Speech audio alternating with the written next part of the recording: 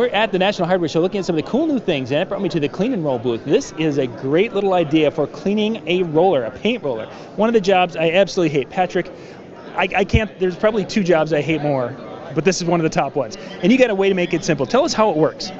Well, you hook it up to a garden hose, select your nap size by pushing down and locking the handle in position, put your roller cover inside, turn it over and put it over a bucket wherever you're going to do it, and pull the trigger, and it spins and cleans your roller cover completely. Quick, easy, and I don't get as messy. Right, quick, easy, and mess-free. I like that.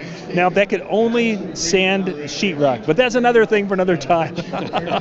Patrick, where can people go to get this? This is such a great idea. You can go to our website at www.cleanandroll.net. That sounds great. We'll put that link in the description below so you guys can go check this out. But, oh my gosh, making a quick and easy job of cleaning those rollers.